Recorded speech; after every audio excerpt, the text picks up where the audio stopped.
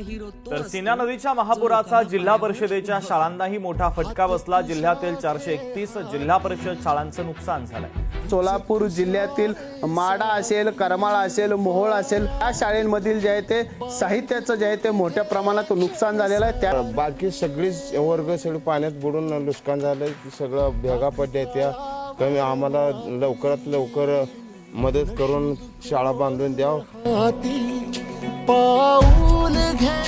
130 मुलांना school kit वाटप आणि आम्हाला बसायला सुद्धा खुर्च्या नव्हत्या, पाय गेलते सगळे, टेबलाचं सगळे खालचे पाय। स्कूल किटची गरज होती, ती गरज तुम्ही जाणून घेतली आणि आमच्या शब्दाला मान देऊन मुलांना स्कूल किट वाटप करून आम्हा शिक्षकांना पण आनंदित केले।